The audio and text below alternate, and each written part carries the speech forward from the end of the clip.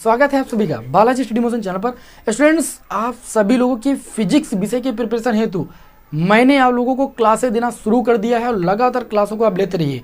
आज की क्लास में आप लोगों को जो फिजिक्स विषय है, फिजिक्स फर्स्ट पेपर है, इसका जो पहला चैप्टर है वैद्युत आवेश तथा क्षेत्र और जो दूसरा चैप्टर है आपका स्थिर वैद्युत विभव तथा धारिता, इसके सभी महत्वपूर्ण न्यूमेरिकल्स को हम बताने जा रहे हैं। देखिए, न्यूमेरिकल कहीं से भी पूछा जा सकता है, ठीक है, कहीं से भी पूछा जा सकता है। इसलिए जो 14 चैप्टर हैं, 14 चैप्टर के न्यूमेरिकल मैं आप लोगों को यहाँ पर अपनी क्लासों के माध्यम से देने वाला हूँ और सभी महत्वपूर्ण न्यूमेरिकल्स ही बताऊँगा। इन क्लासों को आप कर लीजिएगा, आपका न्यूमेरिकल जो भी बोर्ड एग्जाम में आएगा आप वहाँ पर कर ले जाओगे। हाँ, और जो महत्वपूर्ण आपके प्रश्न हैं जो कि 3 और 5 अंक में आते हैं, उनकी मैंने क्लास आपको प्रोवाइड कर दी है। उसका लिंक आपको डिस्क्रिप्शन में मिल जाएगा और उन प्रश्नों का सलूशन भी आपको मिल जाएगा। और जिन भी प्रश्नों का सलूशन नहीं आपको मिल रहा है प्लेलिस्ट में, उसका आपको अलग से वीडियो भी दिया जाएगा। ठीक है, प्रयास किया जा रहा है जितनी क्लासें हो सकेंगी सारी क्लासें आपको प्रोवाइड की जाएंगी। यहाँ पर देखिए, जो आपका पहला चैप्टर है उसके हम सबसे पहले महत्वपूर्ण न्यूमेरिकल मतलब क्रम से चलेंगे और 14 चैप्टर के हम सारे जो है महत्वपूर्ण न्यूमेरिकल्स यहाँ पर तैयार करेंगे। तो वैद्युत आवेश तथा क्षेत्र में आप सभी लोगों ने पढ़ा क्या है, पहले एक बार सूत्रों को रिकॉल करा देते हैं। वैद्युत क्षेत्र की तीव्रता पढ़ा है। वैद्युत क्षेत्र की तीव्रता का सूत्र क्या होता है, वेक्टर E=F/Q0 होता है, सभी को पता है। ठीक है, लगने वाले बल और परीक्षण आवेश Q0 के अनुपात को हम वैद्युत क्षेत्र की तीव्रता E बोलते हैं। उसके बाद दूसरे सूत्र की बात करें, कूलाम का नियम सभी लोगों ने पढ़ा है। लगने वाला जो बल होता है दोनों आवेशों के गुणनफल के अनुक्रमानुपाती और उनके बीच की दूरी के वर्ग के व्युत्क्रमानुपाती होता है। इस सूत्र को आप सभी लोगों ने इस चैप्टर में पढ़ा है। और आपने बिंदु आवेश के कारण उत्पन्न वैद्युत क्षेत्र की जो तीव्रता पढ़ी है, E= आपने पढ़ी है 1/4πε0 Q/r²। बिंदु आवेश के कारण वैद्युत क्षेत्र की तीव्रता पढ़ी है ना सभी लोगों ने। और उसके बाद आपने जो है एक समान वैद्युत क्षेत्र में स्थिर वैद्युत द्विध्रुव पर कार्यरत बलयुग्म का आघूर्ण पढ़ा है। बलयुग्म के आघूर्ण का सूत्र τ बराबर होता है PE sin θ। सभी लोगों ने पढ़ा है कि नहीं पढ़ा है? देखिए, जब सूत्रों से रूबरू होगे तभी न्यूमेरिकल आपको आसान लगने वाले हैं। फिर हम बात करें वैद्युत द्विध्रुव के कारण अक्षीय स्थिति में वैद्युत क्षेत्र की तीव्रता। देखिए, दोनों डेरिवेशन भी बहुत इंपॉर्टेंट है। 1/4πε0 क्या होता है भाई, 2p/r³। इस सूत्र को भी तैयार कर लीजिए और इसका निगमन तैयार कर लीजिए। और निरक्षीय स्थिति की अगर हम बात करें तो निरक्षीय स्थिति में कोई विशेष अंतर नहीं है। E= आपको वहाँ पर प्रूव करना है 1/4πε0 p/r³। ठीक है, ये दोनों डेरिवेशन आपके बोर्ड एग्जाम के दृष्टि से बहुत ही ज़्यादा इंपॉर्टेंट है, जो आपको प्लेलिस्ट का लिंक मिल रहा है डिस्क्रिप्शन में। ठीक है ना, वहाँ से आपको इनकी क्लासें भी मिल जाएंगी, महत्वपूर्ण डेरिवेशन की क्लासें। तो जो भी क्लास ना की हो भी कर डालिए तुरंत। तो उसके बाद इस चैप्टर में और क्या आता है, गॉस की प्रमेय आती है। यह सूत्र सभी लोगों ने पढ़ा है कि नहीं पढ़ा है? जी भैया, बिल्कुल पढ़ा होगा। फिर यहाँ पर हम बात करेंगे गॉस की प्रमेय, आप सभी लोगों ने पढ़ा है। ठीक है, गॉस की प्रमेय जो वैद्युत फ्लक्स होता है 1/6 1/ε0 Q/ε0 होता है। थोड़ा गलती से हो गया, जब किसी एक फलक से गुजरने वाला हम वैद्युत फ्लक्स निकालते हैं घन की तो 1/6 लिखते हैं। ठीक है, हाँ, तो ये चीज़ याद रखिएगा कि गॉस की जो प्रमेय होती है, किसी बंद प्लेट से होकर गुजरने वाला जो कुल वैद्युत फ्लक्स होता है परिबद्ध आवेश का 1/ε0 गुना होता है। यानी गुजरने वाला वैद्युत फ्लक्स φE= आपका होता है Q/ε0। ये होती है गॉस की प्रमेय, ये उसका गणितीय रूप है। ठीक है, उसके बाद हम बात करें आवेशित चालक प्लेट के निकट वैद्युत क्षेत्र की तीव्रता का सूत्र आप लोगों ने पढ़ा है। क्या होता है, E= आपका होता है σ/ε0, जहाँ पर सिग्मा क्या होता है भैया, सिग्मा आपका होता है आवेश का पृष्ठ घनत्व और जो लैम्डा आपने पढ़ा था उसको रेखीय आवेश घनत्व बोलते हैं। ठीक है, तो इन दोनों की परिभाषा बहुत ज़्यादा इंपॉर्टेंट है। मैंने आप लोगों को अति लघुत्तरी प्रश्नों में इन दोनों की परिभाषा बताई हुई कि कोई भी परिभाषा आपके एग्जाम में कभी भी पूछी जा सकती है। ठीक है ना, चलिए फिलहाल तो ये थी बेसिक बातें इस चैप्टर की। अब हम चलते हैं इस चैप्टर के महत्वपूर्ण न्यूमेरिकल्स की ओर, है ना। पूरी क्लास को ध्यान से देखिएगा क्योंकि इस चैप्टर से आने वाला अगर कोई भी न्यूमेरिकल आया तो रह ना जाए, इसीलिए मैं आपको बेसिक सूत्र भी बता रहा हूँ। ठीक है, चलिए बढ़ते हैं आज की क्लास के पहले क्वेश्चन की ओर। जितने भी छोटे बड़े जितने भी न्यूमेरिकल होंगे सब मैं आपको बताऊंगा। पहला न्यूमेरिकल आज की क्लास का 5.0 × 10⁻⁸ कूलाम बिंदु आवेश से कितनी दूरी पर वैद्युत क्षेत्र की तीव्रता 450 वोल्ट प्रति मीटर होगी। पहले क्वेश्चन में क्या बोला जा रहा है आपसे, देखो जो दिया जाए न्यूमेरिकल लगाने का सबसे बढ़िया तरीका है मात्रक पहचान लीजिए किसका है, किस भौतिक राशि का है। तो यहाँ पर देखिए 5.0 × 10⁻⁸ कूलाम लिखा है, यानी आवेश कम। क्यों बराबर दिया गया है 5.0 × 10⁻⁸ कूलाम, ये आवेश है। ठीक है, दिया है कि नहीं दिया है। उसके बाद दिया गया है वैद्युत क्षेत्र की तीव्रता E= आपको दिया गया है 450 वोल्ट प्रति मीटर। अब आपसे ये बोला जा रहा है कि आप ये बताइए कितनी दूरी पर, यानी R का मान आपको निकालना है। सूत्र सभी लोगों ने पढ़ा है। E इक्वल टू क्या होता है बिंदु आवेश के कारण वैद्युत क्षेत्र की तीव्रता, E इक्वल टू होता है 9 × 10⁹ और Q अपान में R स्क्वायर, या 1/4 एप्सिलॉन नॉट भी लिख सकते हो। R स्क्वायर का मान निकालना है तो R स्क्वायर बराबर हो जाएगा 9 × 10⁹ और इनटू में Q और बटे में कितना हो जाएगा भैया F हो जाएगा। तो R स्क्वायर बराबर 9 × 10⁹ और Q आवेश की बात करें तो आवेश की वैल्यू है 5 × 10⁸ है ना, और अपान में F की बात करें, सॉरी गलती हुई थोड़ी सी, यहाँ पर F नहीं है E है ना। E की अगर बात करें तो E की वैल्यू है 450 वोल्ट प्रति मीटर। इसको हल करेंगे 9 × 5 = 45 से पूरा 45 कैंसिल हो जाएगा, एक 0 से 10⁸ कैंसिल करेंगे तो R स्क्वायर बराबर 10 की पावर, यहाँ पर 7 बचेगा, 7 और ये 15 मिला के 10⁻16 हो जाएगा। स्क्वायर इधर जाएगा तो R बराबर आपका √10⁻16 हो जाएगा, और 10⁻16 जब √ से बाहर निकलेगा तो ये 10 की पावर कितना हो जाएगा 10⁸ हो जाएगा। ये क्या निकाला आपने, दूरी की मात्रा क्या होता है भैया, मीटर होता है। बताइए समझ में बात आई कि नहीं। आपको कैलकुलेशन पर भी फोकस देना, ये नहीं कि सूत्र आप लगा लिए बस हो गया। यहाँ पर न्यूमेरिकल्स जो हम बता रहे हैं इनका कैलकुलेशन कैसे इजी आपको लगेगा एग्जाम में, देखिएगा जब आप यहाँ पर क्वेश्चनों को समझोगे तब, ठीक है। जब क्वेश्चन नहीं समझोगे तो यही होगा।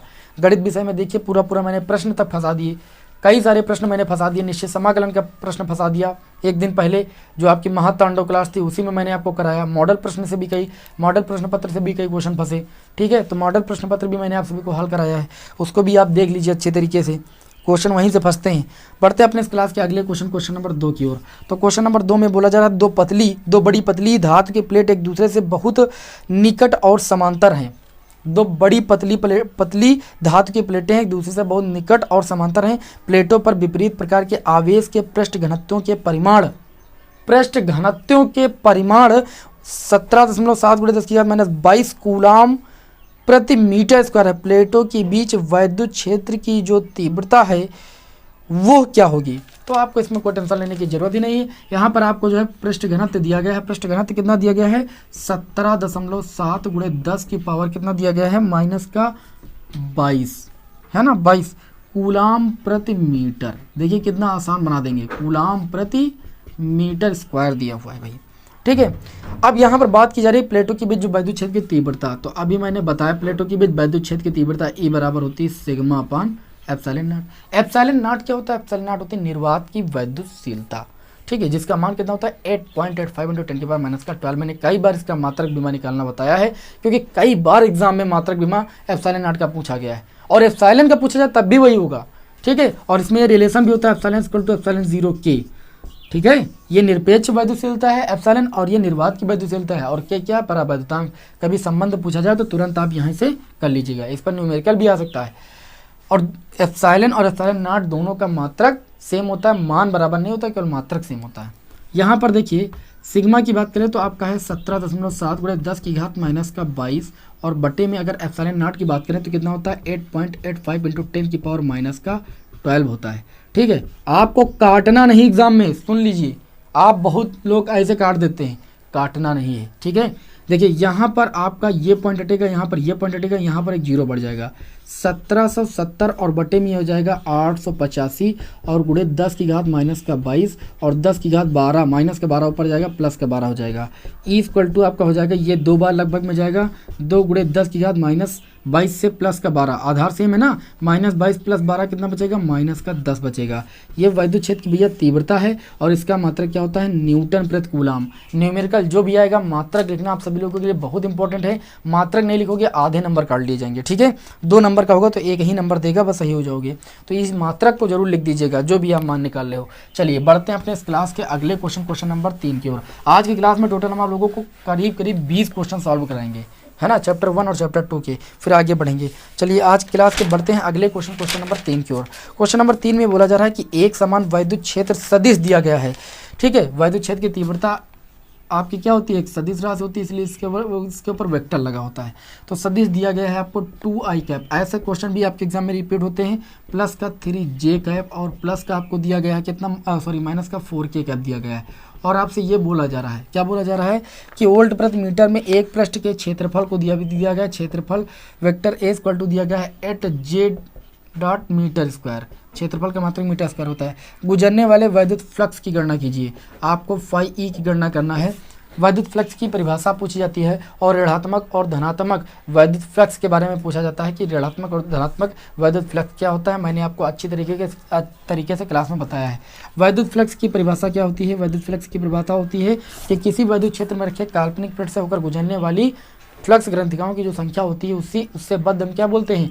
वैद्युत फ्लक्स बोलते हैं। ठीक है, जब अब यहाँ पर बात करते हैं थोड़ा सा, देखिए वैद्युत flux phi E equal to कितना होता है भैया? ई और डॉट ए होता है, दोनों सदिश राशियाँ होती हैं, दोनों का डॉट प्रोडक्ट करते हैं तो ई इंटू ए कॉस थीटा भी हो जाता है। ठीक है, तो जब एंगल दिया जाएगा तो ई इंटू ए और इंटू में कॉस थीटा लिखेंगे, लेकिन यहाँ पर दोनों आपको मान दिए गए हैं वेक्टर ए और वेक्टर ए के, इनका डॉट प्रोडक्ट हम कर लेंगे तो ये हो जाएगा 2i कैप प्लस का 3j कैप और माइनस का 4k कैप, और यहाँ पर हम डॉट लगाएंगे। वेक्टर ए की वैल्यू कितनी है? 8j कैप, है ना, है कि नहीं है? अब देखिए मैंने आपको कई बार बताया है कि जो i j k हैं ये एकांक लंब कोणिक वेक्टर हैं। इनकी प्रॉपर्टी आपको पता है कि i डॉट i का मल्टीप्लाई 1 होता है, लेकिन i का मल्टीप्लाई जैसे जैसे करेंगे 0 हो जाएगा। तो i का j से ना करिए, ना k का j से करिए, बस j का j से करिए। तो 3 और 8 का मल्टीप्लाई 24 हो जाएगा और इंटू में j डॉट कितना हो जाएगा? j डॉट, तो j डॉट j की वैल्यू कितनी होती है भैया? आपकी 1 होती है, तो ये आपका आ जाएगा 24। ठीक है, ये आपका क्या निकल के आया? ये आपका वैद्युत फ्लक्स निकल के आया है। और वैद्युत फ्लक्स का मात्रक कितना होता है? वैद्युत फ्लक्स का मात्रक भैया वोल्ट मीटर होता है। कहोगे सर जी ये मात्रक कैसे आया? इसी सूत्र से आया है। वैद्युत क्षेत्र की तीव्रता का मात्रक क्या होता है भैया? वोल्ट प्रति मीटर होता है कि नहीं होता है? और क्षेत्रफल का मात्रक मीटर स्क्वायर, तो 1 मीटर से मीटर कैंसिल हो जाएगा तो वोल्ट मीटर ही तो बचेगा, तो वोल्ट मीटर इसका मात्रक हो जाएगा। बताइए क्वेश्चन समझ में आया कि नहीं आया? समय को लॉस नहीं करेंगे, आप लोग बढ़ते रहिए, कॉपी पेन साथ में लेकर बैठते रहिए। जितना आप कलम चलाओगे, जितना आप अभ्यास करोगे, उतना ही आपके एग्जाम के लिए बेस्ट रहेगा।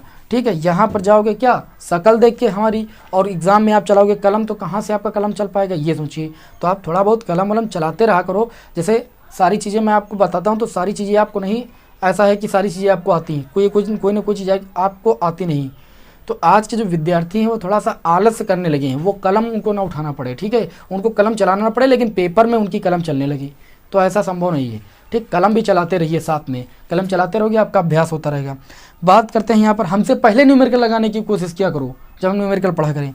अगला न्यूमेरिकल दिया गया है, यदि किसी 8 सेंटीमीटर भुजा वाले एक घन के केंद्र पर 1 कूलाम आवेश रख दिया जाए तो घन के किसी फ्लक्स से बाहर आने वाले फ्लक्स की गणना कीजिए। मैंने अभी आपको बताया था कि घन के एक फ्लक्स से गुजरने वाला कुल वैद्युत फ्लक्स 1/6 होगा, क्योंकि घन में कुल फलकें कितनी होती हैं? 6 होती हैं। ठीक है, तो यहाँ पर ध्यान दीजिएगा, बोला गया है कि किसी 8 सेंटीमीटर भुजा, पहली बात तो फ्लक्स की गणना करनी है, और फ्लक्स का मान भैया भुजा से कोई मतलब ही नहीं है यहाँ पर। ठीक है, भुजा से कोई मतलब नहीं, लेकिन न्यूमेरिकल में दिया गया है। अब यहाँ पर फ्लक्स की गणना करनी है, तो वैद्युत फ्लक्स जो हो जाएगा आप लिखोगे डायरेक्ट। यहाँ पर क्या दिया गया है? 1 कूलाम आवेश, क्यों बराबर आपको दिया गया है 1 कूलाम आवेश। इसको लिख लीजिए, भुजा लिखिए या न लिखिए। ठीक है, ये न्यूमेरिकल नंबर 4 है। आपको घन के एक फलक से होकर गुजरने वाले क्या निकालना है? गुजरने वाला फ्लक्स निकालना है। घन के एक फ्लक्स से होकर गुजरने वाला वैद्युत फ्लक्स,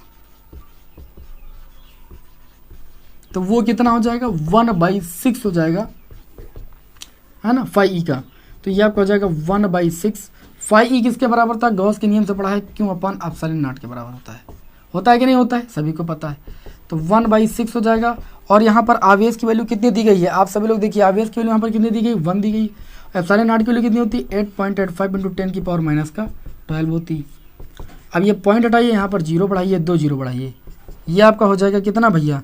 ये आपका हो जाएगा, यहाँ से देखिएगा ध्यान से, 100 हो गया, और बटे में नीचे आपका 6 × 885, और 10 की पावर 12 ऊपर जाएगा, तो 10 की पावर कितना हो जाएगा? प्लस का 12।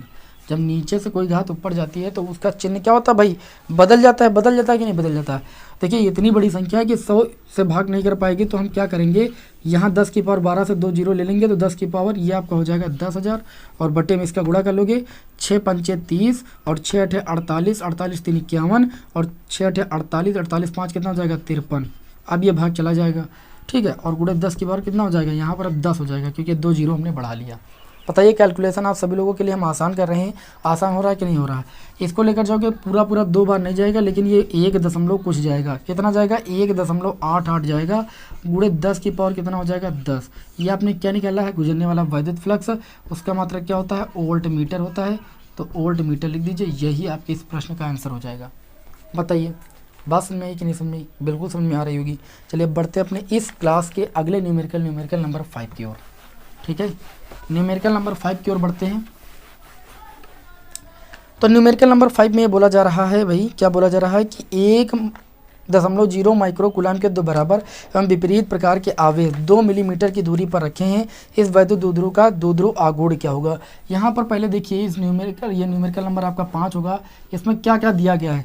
प्रश्न में ये दिया गया है 1 माइक्रो कूलाम के, मतलब क्यों बराबर दिया गया है? 1 माइक्रो कूलाम यानी 1 गुणे 10 की पावर माइनस का 6 कूलाम। और क्या दिया गया है? विपरीत प्रकार के जो आवेश हैं 2.0 मिलीमीटर की दूरी पर रखे हैं। तो यहाँ पर एक चीज़ का ख्याल रखिएगा, द्विध्रुव की परिभाषा पढ़िए, परिमाण में समान तथा प्रकृति में विपरीत 2 आवेश जब एक दूसरे से अल्प दूरी 2l पर रखे होते हैं तो वे एक वैद्युत द्विध्रुव का निर्माण करते हैं।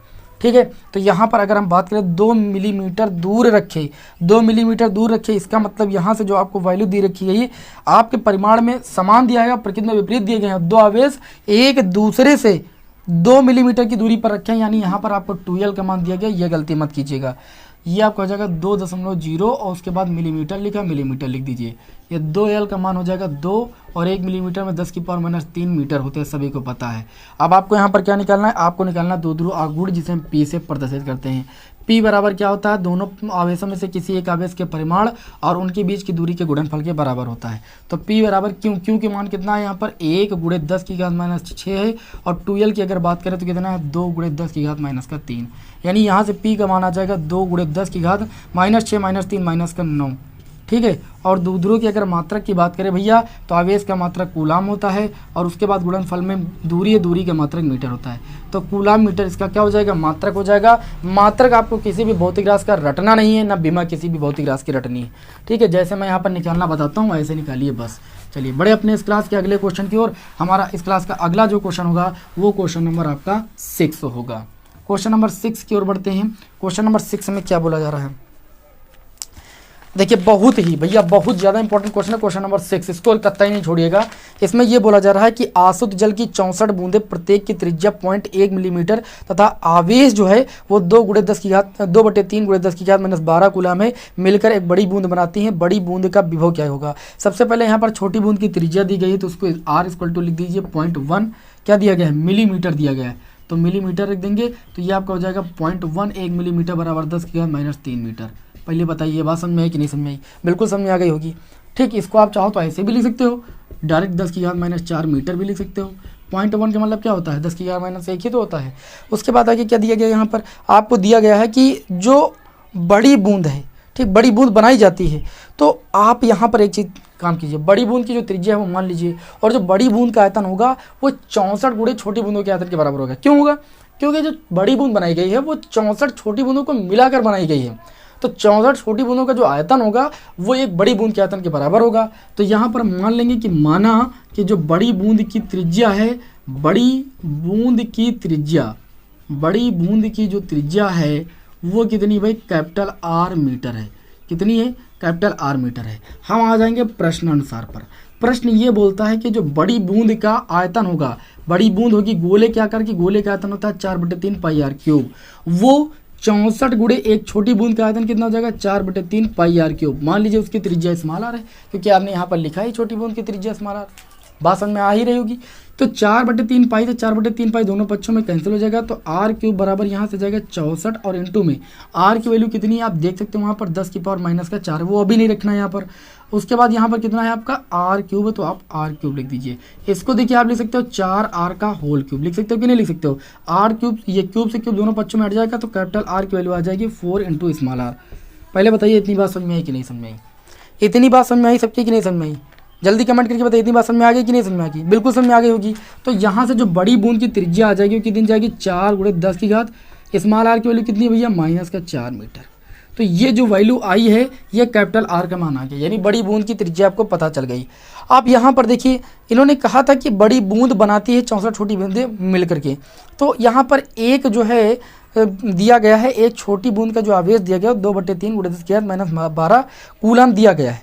आपको करना क्या है, सबसे पहले तो देखिए विभव निकालना है। विभव का सूत्र क्या होता है, बिंदु आवेश के कारण 1/4πε0 Q/r होता है कि नहीं होता है। तो आपको बड़ी बूंद पर विभव निकालना, तो बड़ी बूंद की त्रिज्या तो आपने निकाल ही ली है। अब हम बड़ी बूंद पर अगर आवेश निकाल लें तो हमारा विभव भी आ जाएगा। ठीक है, तो हम क्या करेंगे, हम लिखेंगे बड़ी बूंद का जो आवेश होगा वो क्या हो जाएगा, 64 × एक छोटी बूंद का आवेश हो जाएगा, छोटी बूंद का आवेश। देखिए भाई ये कितना हो जाएगा भैया, 64 हो जाएगा। एक छोटी बूंद के आवेश की अगर हम बात करें तो कितना है, 2/3 × 10⁻12 कूलम। इसको हल करेंगे, 3 से काटेंगे, 3 दूनी 6, ये नहीं कटेगा ना, काटो भाई। 64 दूना कितना हो जाएगा आपका, 64 गुड़े, चलो इसको ऐसे लिखा रहने देते हैं, हम कुछ करते ही नहीं। ठीक है, 64 × 10⁻12 ये क्या आया है, छोटी बूंद पर आवेश था 2/3 × 10⁻12, इसको ऐसे लिखा रहने दीजिए। ये क्या है, बड़ी बूंद पर आवेश है। अब विभव निकालना है, तो विभव का सूत्र क्या होता है, विभव का सूत्र होता है 1/3 4πε0, इसका आवेश मान लीजिए कैपिटल क्यू है, तो Q/R हो जाएगा। ये बड़ी बूंद का विभव हो जाएगा। 1/4πε0 की वैल्यू 9 × 10⁻9 होती है, और Q की वैल्यू कितनी है आपकी, 64 × 2/3 × 10⁻12, और बटे में कैपिटल R है, कैपिटल R की वैल्यू कितनी आई है, 4 × 10⁻4।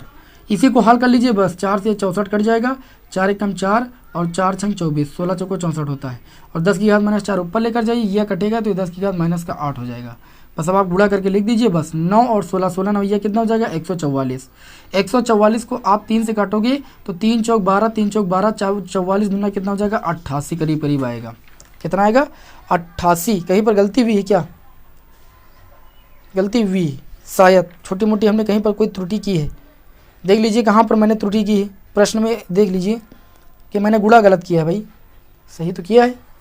चलिए देख लेते हैं फिलहाल एक बार और, यहीं पर ये सही है, इतना गलत नहीं है, इधर थोड़ा हम सोच रहे थे वहीं हो जाए, इतना नहीं आ रहा है। देखिए ये विभव आपका हो जाएगा 9 है ना, गुणे 10⁻9, एक बार अच्छे से लिख लेते हैं, और गुणे में 64 है उसको लिख लेते हैं, और गुणे में 2 है, और गुणे में 10⁻12 है, अभी नहीं काटते हैं, और बटे में आपका 3 भी था, और गुणे में 4 भी था, और 10⁻4 भी था। इतने को ही तो हल करना है भैया, हाँ इतने को ही तो हल करना। चलिए हल कर लेते हैं। ये 3 त्रिका आपका 9 हो जाएगा, और ये 4 एकम 4, 4 6 24 हो जाएगा, 16 3 48 हो जाएगा, और गुणे में 2 हो जाएगा, है ना, और 10⁻9, 10⁻12, 10⁻3 हो जाएगा, 10⁻4 ऊपर जाएगा, 10⁻+4 हो जाएगा, 48 दूना 96 होता है, गुणे 10 की घात कितना हो जाएगा, 1 बचेगा, और 10 की घात 1 का गुणा 96 से होगा, तो ये 960 आ जाएगा। विभव का मात्रा क्या होता है, उल्ट। कहीं पर भी जल्दबाजी करोगे गुणा भाग में तो हम क्या, सबसे गलती हो सकती है। तो ये हमारी इस क्लास का था भाई क्वेश्चन नंबर 6। बढ़ते हैं अपने अगले क्वेश्चन, ठीक, और ये क्वेश्चन 2013 बोर्ड एग्जाम में आया है। अब बढ़ते हैं अपने इस क्लास के अगले क्वेश्चन की ओर। बहुत ही तगड़ा सा क्वेश्चन आपके सामने एक और ले रहे हैं, ठीक है। अब ये तगड़े क्वेश्चन आए तो आप सभी लोग कर ले जाइएगा। बढ़ते हैं अगले क्वेश्चन की ओर भाई। अगला क्वेश्चन दिया है कि उस विद्युत क्षेत्र की तीव्रता ज्ञात कीजिए। क्या निकालना है, ये क्वेश्चन नंबर 7, विद्युत क्षेत्र की तीव्रता ई का मान निकालना है। दिया गया है जो 0.001 मिलीग्राम द्रव्यमान की एक तेल की बूंद जिस पर 3 इलेक्ट्रॉन आवेश है। कितना आवेश है भैया, तो तेल की बूंद का द्रव्यमान आपको यहाँ पर दिया गया है। सबसे पहले द्रव्यमान m बराबर लिखिए, कितना दिया गया, 0.001 मिलीग्राम, ठीक। तो m इक्वल टू ये आपका हो गया 0.001 मिली को लिख सकते हो 10⁻³ है ना, और ये आपका हो जाएगा ग्राम में। 1 मिलीग्राम में 10⁻³ ग्राम होते हैं। उसके बाद ग्राम को किलोग्राम में बदलोगे तो 0.001 गुणे में 10⁻³ और 1 ग्राम में होते हैं 10⁻³ किलोग्राम। अब ये MKS पद्धति में मात्रक आपका बदल गया, यानी ये आपका टोटल हो जाएगा m इक्वल टू 0.001 को 10⁻³ लिखा जा सकता है, -3 10⁻9 किलोग्राम। अब ये द्रव्यमान आपका बदल गया। और बोला गया कि तेल की बूंद पर जो आवेश दिया गया है वो 3 इलेक्ट्रॉनों के आवेश के भैया है बराबर। तो तेल की बूंद पर आवेश निकाल लेंगे, तेल की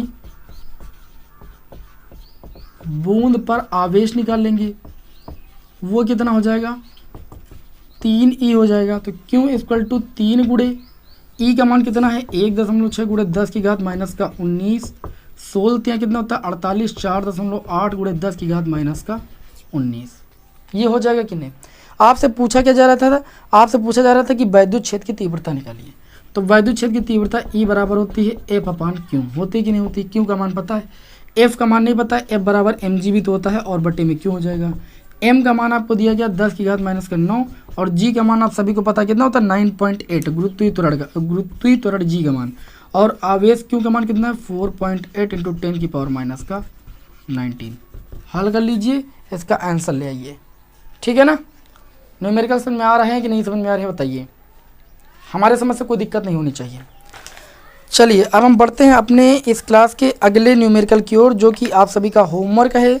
सूत्र में बता रहा हूँ, सभी लोग रख लीजिएगा। एक अनंत लंबाई की एक समान आवेशित तार का रैखिक आवेश घनत्व दिया गया है। रैखिक आवेश घनत्व को हम लैम्डा से प्रदर्शित करते हैं। लैम्डा बराबर यहाँ पर दिया गया 10.0 × 10 की घात माइनस 8 कूलाम प्रति मीटर है। तार से 2 सेंटीमीटर दूर उत्पन्न वैद्युत क्षेत्र की तीव्रता निकालना है। तो अनंत लंबाई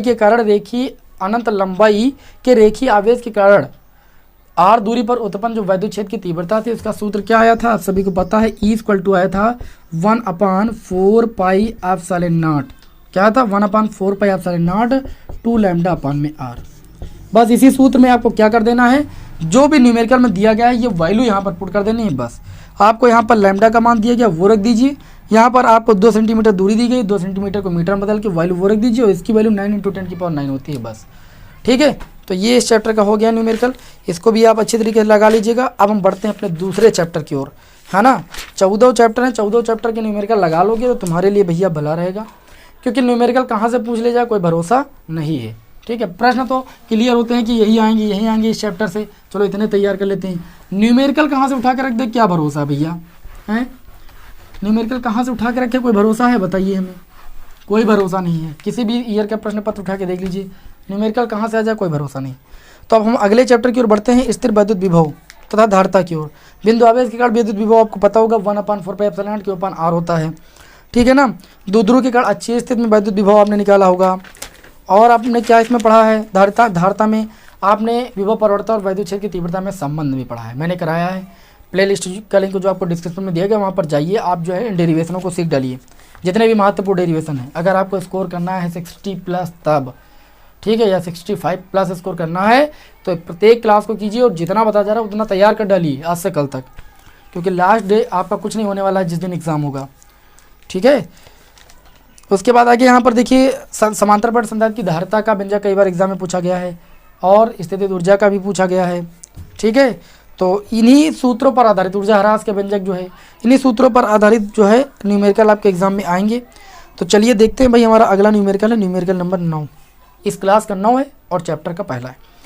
दिया गया है कि 1 सेंटीमीटर त्रिज्या के गोले को 1 कूलाम आवेश देने पर गोले के पृष्ठ पर उत्पन्न वैद्युत विभव की भैया गणना कीजिए। विलिखित गोली चालक के कारण धारिता आप सभी लोगों ने पढ़ी थी शायद, ठीक है। तो वहां पर तो धारिता पढ़ी थी, लेकिन आपने बिंदु आवेश के कारण वैद्युत विभव पढ़ा है। क्या होता है 1/4 पाई एप्सिलॉन Q अपान r। इस प्रश्न में क्या दिया गया है, इस प्रश्न में ये दिया गया कि 1 सेंटीमीटर त्रिज्या, ये क्वेश्चन नंबर 8 होगा, यानी r का मान दिया गया है 1 सेंटीमीटर, 1 × 10 की घात माइनस का 2 मीटर हो जाएगा। आगे दिया गया है कि 1 कूलाम आवेश देने से एक गोले के पृष्ठ पर उत्पन्न 1 कूलाम आवेश, यानी आवेश Q बराबर 1 कूलाम है। प्रश्न को 2-3 बार पढ़ोगे खुद ही पता चल जाएगा क्या दिया, कौन सा सूत्र लगाना है। गोले के पृष्ठ पर उत्पन्न वैद्युत विभव निकालना है, तो वैद्युत विभव में निकालना है बिंदु आवेश के कारण वैद्युत विभव होता है 1/4 pi epsilon not Q upon r। मान रख दीजिए, इसका मान होता है 9 × 10 की घात 9, और Q का मान कितना दिया गया है 1 कूलाम, और बटे में r का मान कितना दिया गया है 1 × 10 की घात माइनस का 2। तो ये आपका आ जाएगा v = 9 × 10 की घात 11। विभव है, विभव का मात्रक क्या होता है वोल्ट होता है। जितने भी प्रश्न देखिए आप ले रहे हैं, सारे प्रश्न आपके एग्जाम में आ चुके हैं, वही ले रहे हैं, क्योंकि रिपीट इसी टाइप के प्रश्न होने हैं। बढ़ते हैं अपने अगले क्वेश्चन, ये क्वेश्चन नंबर 9 था क्या भैया, जो भी रहा हो भूल गए, ठीक है 8-9 जो भी रहा हो। बढ़ते हैं फिलहाल अगले क्वेश्चन की ओर। हमारा अगला क्वेश्चन है कि एक प्रोटॉन 500 वोल्ट के विभवांतर से, ये क्वेश्चन नंबर 9 ही था, एक होमवर्क के लिए दिया है ना। एक प्रोटॉन 500 वोल्ट के विभवांतर से त्वरित किया जाता है। प्रोटॉन का वेग ज्ञात कीजिए। Very very most important numerical है आपका ये। एक जो प्रोटॉन है, ये एक आपका आवेशित कण है, प्रोटॉन है ना, 500 वोल्ट के विभवांतर से त्वरित किया जाता है। तो V बराबर आपको दिया गया 500 वोल्ट, उसको आप लिख लोगे यहाँ पर, ठीक है। और यहाँ पर प्रोटॉन का तुम्हें निकालना है वेग। क्या निकालना है? प्रोटॉन का निकालना है वेग। तो वेग निकालने के लिए आपको यहाँ पर सूत्र में थोड़ा सा चेंजेस करना पड़ेगा। क्या सूत्र में चेंजेस करना पड़ेगा? सबसे पहले तो जो आवेशित कण उसके आवेश का मान रख दीजिए, कितना है? 1.6 × 10⁻⁻19 कूलम। जो आवेश आपका इलेक्ट्रॉन पर होता है वही प्रोटॉन पर होता है, सभी को पता भी है। उसके बाद अब हम बात करें यहाँ पर विभवांतर आपको दिया गया है, तो आपने गतिज ऊर्जा, जो आपका प्रोटॉन है, प्रोटॉन की गतिज ऊर्जा, अगर हम यहाँ पर प्रोटॉन की गतिज ऊर्जा निकालें, और क्यों निकालना है अभी बता रहे हैं भैया, पूरी बात ध्यान रखो थोड़ा सा। प्रोटॉन की गतिज ऊर्जा के बराबर कितनी होती है भैया? प्रोटॉन की गतिज ऊर्जा के बराबर होती है विभव और गुणे में। क्यों? आप कहोगे सर जी ऐसा सूत्र तो मैंने किसी चैप्टर में पढ़ा ही नहीं है, या वैद्युत विभव चैप्टर में हमने पढ़ा ही नहीं। पढ़ा है भैया, किया गया कार्य गतिज ऊर्जा और स्थितिज ऊर्जा के रूप में बदल जाता है। तो आपने पढ़ा है V बराबर W/Q वैद्युत विभव की परिभाषा से पढ़ा कि नहीं? तो कार्य अगर गतिज ऊर्जा में परिवर्तित हो रहा है तो यहाँ पर K लिखोगे कि नहीं लिखोगे? तो K बराबर क्या हो जाएगा? VQ हो जाएगा। हो जाएगा कि नहीं हो जाएगा? अब यहाँ पर ध्यान दीजिए, आपको जो आवेशित कण बोला गया है वो आपका है प्रोटॉन, तो उसकी गतिज ऊर्जा हो जाएगी 12 mv²। 12 mv² किसके बराबर दिखा देंगे? VQ के बराबर। हमें यहाँ पर V² का मान निकालना है, V का मान निकालना, तो 2 उधर जाएगा, 2VQ और बटे में M हो जाएगा। या स्मॉल v का मान निकालेंगे हम, वेग का मान निकालेंगे, तो ये हो जाएगा 2VQ और बटे में कितना हो जाएगा? M। बताइए सूत्र मैंने सही लगाया कि नहीं लगाया? पहले ये बताइए भाई, सूत्र मैंने सही लगा दिया ना?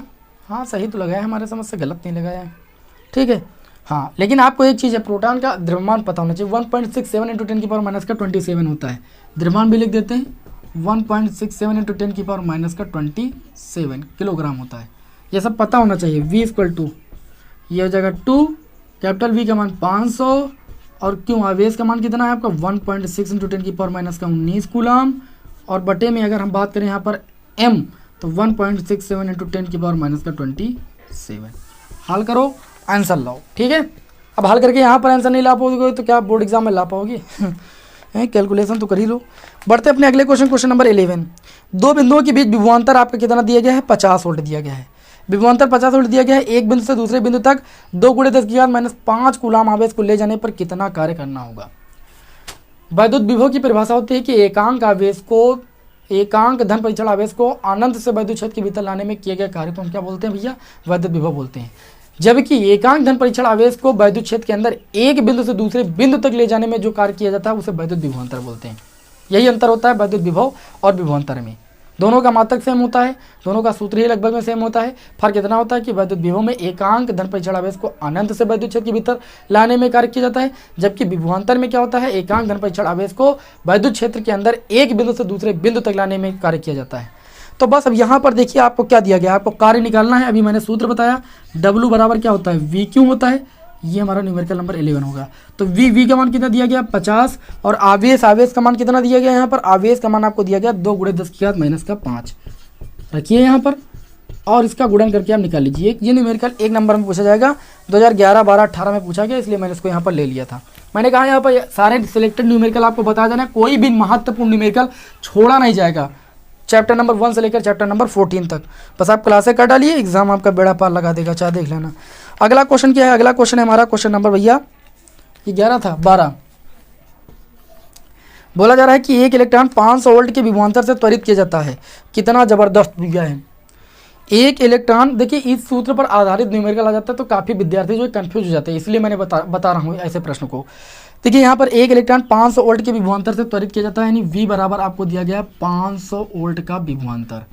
और आगे क्या बोला जा रहा है? आपसे बोला ये जा रहा है कि वह कितनी चाल प्राप्त कर लेगा। अब यहाँ पर देखिए, यहाँ पर प्रोटॉन नहीं दिया गया, यहाँ पर इलेक्ट्रॉन दिया गया है। तो इलेक्ट्रॉन पर जो चार्ज होता है, वो भैया इतना ही होता है, 1.6 × 10⁻⁻19 कूलम होता है कि नहीं होता है ना। और अगर हम बात करें यहाँ पर इलेक्ट्रॉन का जो द्रव्यमान होता है वो कितना होता है? 9.1 × 10⁻31 kg होता है। ये थोड़ी तुमको प्रश्न में दिया जाएगा, जबकि यहाँ पर प्रोटॉन का द्रव्यमान कितना होता है, यहाँ पर प्रोटॉन का द्रव्यमान आपका होता है 1.67 इंटू 10 की पावर माइनस का 27, जबकि इलेक्ट्रॉन का द्रव्यमान 9.1 इंटू 10 की पावर माइनस का 31 kg होता है। अब यहाँ पर आपको निकालना V का मान निकालना, यही सूत्र डायरेक्ट लगा दीजिए जैसे मैंने अभी निकालना था, 2V और बटे में M, मान लिख दीजिए, आंसर निकाल लीजिए। 2018 में ये प्रश्न आपके एग्जाम में आ चुका है, ठीक है ना। ये हमारी इस क्लास का था क्वेश्चन नंबर 12। बढ़ते अपने अगले क्वेश्चन नंबर 13 की ओर। थोड़ा यहाँ पर चित्र वाला प्रश्न आ गया है धारिता चैप्टर का, ठीक है। चलिए चित्र वाले क्वेश्चन भी एग्जाम में आते हैं, इनको भी देखते हैं।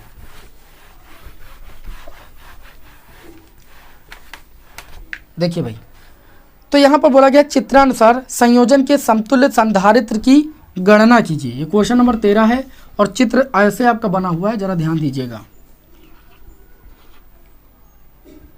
चित्र को समझ ले गए, सवाल समझ ले गए। चित्र को जो ना समझ पाया, सवाल ना समझ पाया, ठीक है। ये C1 बराबर दिया गया 5 माइक्रोफैरड, माइक्रोफैरड जो होता है धारिता का मात्रक होता है, और ये C2 इक्वल टू दिया गया 10 माइक्रोफैरड, और C3 की वैल्यू आपको दी गई है 3 माइक्रोफैरड। आपसे ये बोला जा रहा है समतुल्य धारिता संधारित्र की समतुल्य संयोजन के समतुल्य संधारित्र नहीं धारिता की गणना कीजिए, ऐसा बोलना चाहिए था इनको, ठीक है। तो यहाँ पर अगर देखा जाए भैया, अगर यहाँ पर देखा जाए तो बहुत आसान है, कोई दिक्कत नहीं। आप इस तार के ऐसे कान पकड़िए, देखिए कैसे इस तार के ऐसे कान पकड़ोगे तो ये दोनों तो पहले श्रेणी क्रम में आ रहे हैं, तो आप क्या करोगे, 5 माइक्रोफैरड व 10 माइक्रोफैरड को हम क्या ले लेंगे भाई, श्रेणी क्रम में ले लेंगे। श्रेणी क्रम में लेने पर, तो श्रेणी क्रम में लेंगे तो सूत्र होता है 1/C equal to 1/C1 plus 1/C2। ये भैया होता है श्रेणी क्रम का, C बराबर C1 प्लस C2 नहीं लगा देना प्रतिरोध के चक्कर में। अब ये आपका हो जाएगा 1/5 प्लस 1/10, 10 हर ले लोगे तो 5 दूनी 10 प्लस का 1/C बराबर आ जाएगा 3/10, तो यहाँ से धारिता आ जाएगी C बराबर 10/3 माइक्रोफैरड। इन दोनों को निकाल लिया। अब ये दोनों मिलकर एक आपका संधारित्र बन जाएगा, जिसकी धारिता मैंने कितनी निकाली है, जिसकी धारिता मैंने निकाली है 10/3 माइक्रोफैरड। अब ये और ये किस क्रम में है, समांतर क्रम में ही, तो समांतर क्रम में लेंगे तो धारिता का सूत्र था C1 प्लस C2। C1 की वैल्यू 10/3 और C2 की वैल्यू है 3।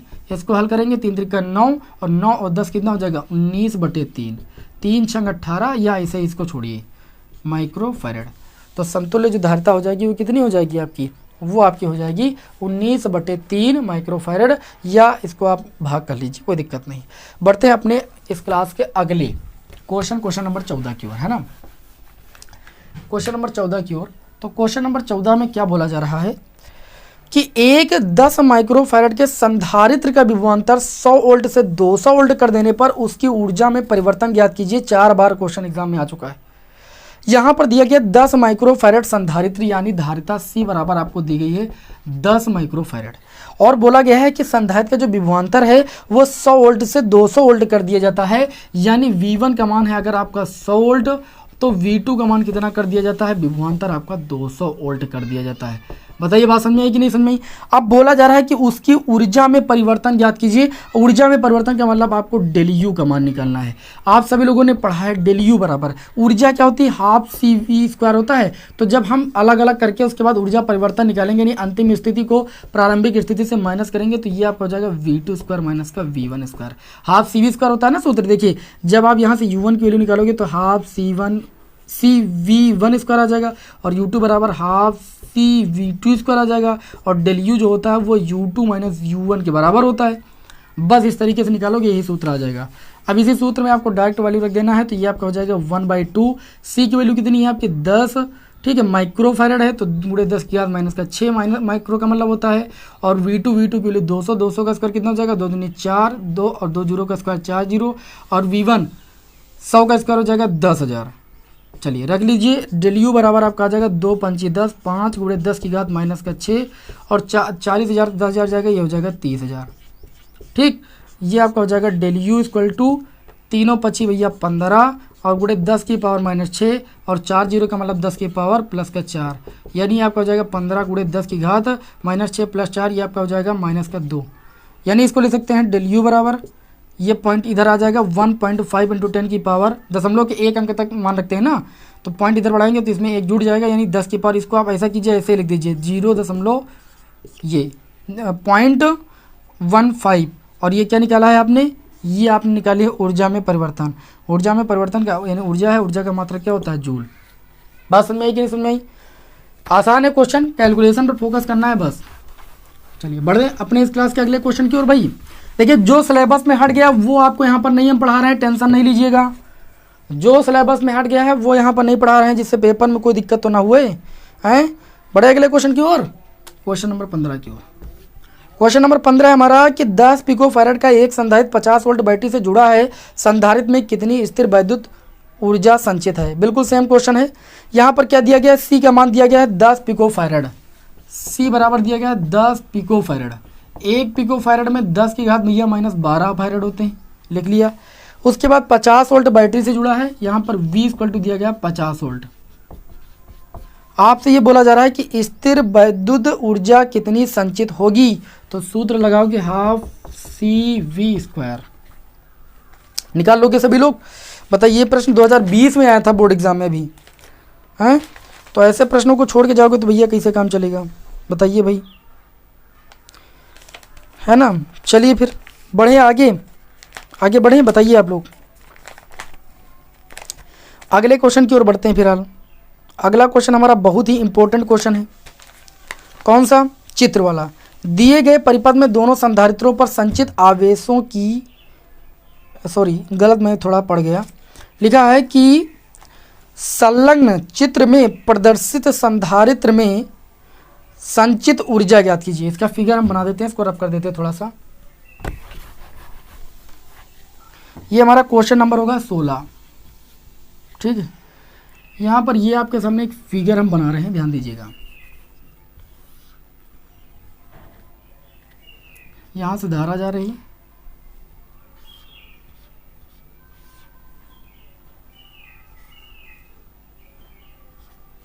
I equal to 2 ampere, 2 micro farad, ये आई हो गया।